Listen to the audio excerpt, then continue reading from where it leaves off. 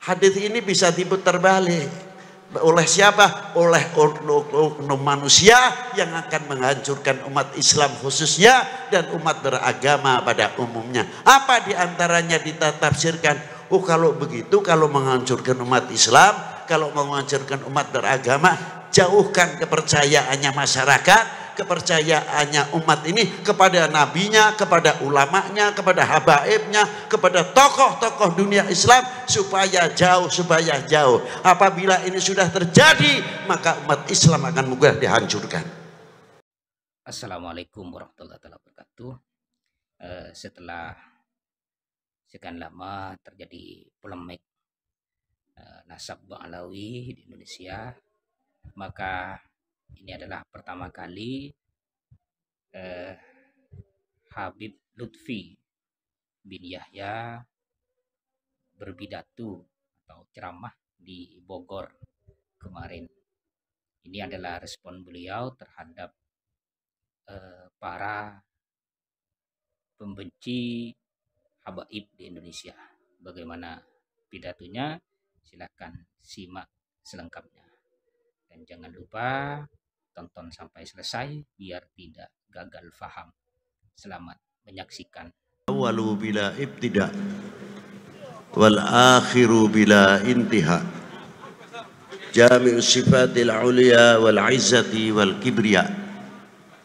Wassalatu wassalamu ala imami ahli sofai wal wafa qutbil anbiya wal awliya Sayyidina wa maulana Muhammadin khairid dawa likulli saqamin wada rahmatan wa shifa fi sirri wal jila wa ala alihi wa sahbihi ma damatil ard was sama amma ba'du.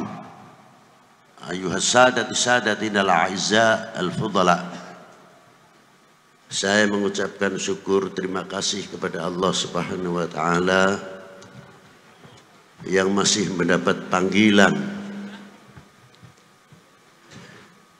dengan pelantara haflah maulid Nabi sallallahu alaihi wasallam, satu kehormatan untuk umatnya mau menghadiri bita'zim kepada Nabi besar Sayyidina Muhammad sallallahu alaihi wasallam. Yang saya hormati para syiban, para sesepuh, bini sepuh, para alim ulama, para kiai, para ajengan, para habaib, bapak-bapak instansi dari instansi pemerintahan, sipil, TNI, Polri yang selalu kita banggakan. Dan saya hormati Habibana Alwi bin Husain Al-Attas. Maaf apabila saya tidak bisa menyebutkan satu persatu, bukan berarti kita menghormati takdim kita.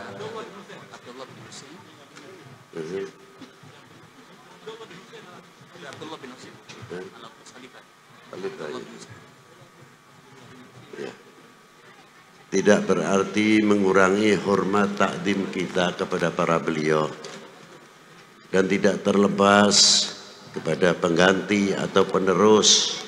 Dengan kata lain, khalifah adalah Abdullah bin Husain Al-Attas Al-Alawi Ba'alawi Al-Alawi.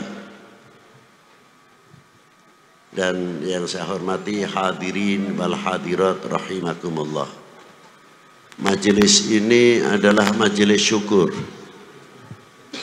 majelis yang melahirkan ungkapan-ungkapan rasa terima kasih yang tiada terhingga kepada baginda Nabi sallallahu alaihi wasallam. Man lam yashkurin nas lam yashkurillah. Barang siapa tidak mengerti terima kasih kepada manusia, sama halnya tidak mengerti terima kasih kepada Allah Subhanahu wa ta'ala. Bagaimana tidak? Seandainya kita dalam haflah maulidin Nabi bisa potong kambing lebih dari 5.000, ayam 5.000, sapi kerbau 5.000. Untuk haflah maulid Nabi jangan dikira itu sudah bangka, lah belum apa-apa. Apa sebab? Karena ada yang lebih dari segala-galanya adalah nikmatul imani wal Islam. Laula Sayyidina Muhammad sallallahu alaihi wasallam, kita itu mengerti apa? Di sini letaknya hormatil maulid Nabi sallallahu alaihi wasallam. Karena Rasulullah tidak perlu diagungkan, bukan berlebihan. Allah Ta'ala sudah memberikan kelebihan-kelebihan yang luar biasa, tidak ada tandingan. Kita yang butuh sama maulid, kita yang dahaga sama maulid Nabi sallallahu alaihi wasallam. Sering saya ulang-ulang sabdanya Allah Subhanahu wa taala, qul in kuntum tuhibbunallaha fattabi'uni yuhibbukumullah. Katakanlah kekasihku kepada umatmu, bila kalian benar cinta kepada aku, yakni Allah Subhanahu wa taala. Rasulullah mendapat mandat resmi dari Allah Ta'ala dengan kalimatul mufrad, bukan kalimatul jama'. Fattabi'uni, ikutilah jejakku, ikutilah aku, yuhibbukumullah, kalian akan dicintai kepada Allah Subhanahu wa ta'ala oleh Allah Ta'ala. Sahabat bertanya, mata aku na mu'minan sadikan ya Rasulullah, sejauh mana kita dikategorikan orang yang beriman? Dijawab oleh Rasulullah, idza ahbabtallah, selagi kamu punya nuktah yang mencintai kepada Allah Subhanahu wa taala.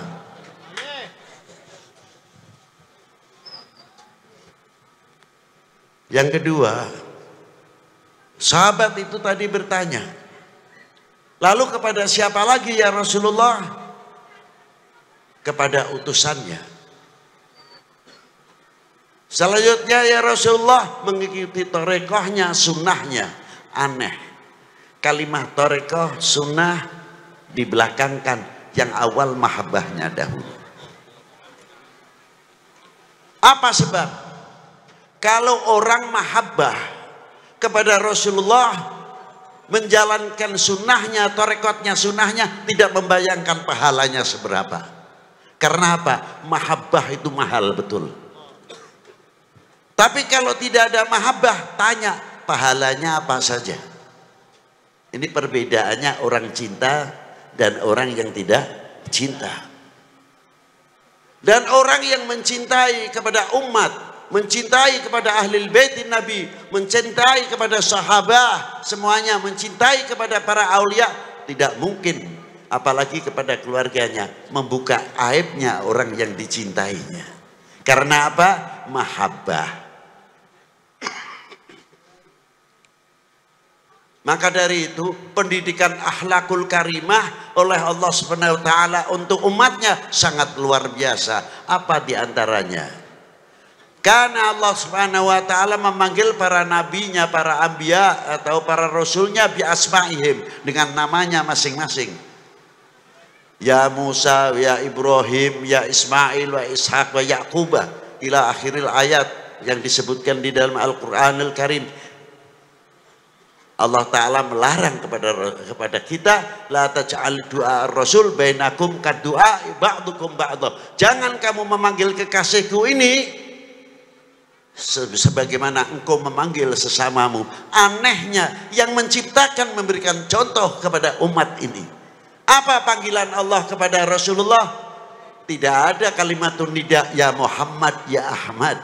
Tapi yang ada, Yasin, Taha, ya Muzammil, ya Mudaththir, ya ayuhan Nabi, ya ayuhan Rasul. Inilah pendidikan akhlakul karimah langsung minal Maula Jalla wa'ala. Ternyata panggilan itu mengandung satu mahabbah, kedua kali haibah, kewibawaan. Coba kalau umat Sayyidina Muhammad sallallahu alaihi wasallam manggil, jangankan lagi kepada Rasulullah terlalu tinggi. Kepada siapa? Badeka ajengan. Ajengan saha ajengan fulan, mugi-mugi panjang umurna, panjang siswana. Badai angkat kamarana ajengan fulan disebutkan kiainya, ajengannya, bukan namanya belaka. Menambah wibawa yang memanggil. Begitu pula kita seumpamanya kepada ustadz yang mengajarkan anak-anak kita, orang yang tua padahal umurnya jauh lebih daripada ustadznya, memanggilnya apa? Ya ustadz, ya ustadz bang. Bab anaknya akan melihat bapaknya apa? Bapak saya saja umurnya jauh lebih tua, hormatnya kepada saya punya guru luar biasa, akan dicontoh oleh anak-anaknya.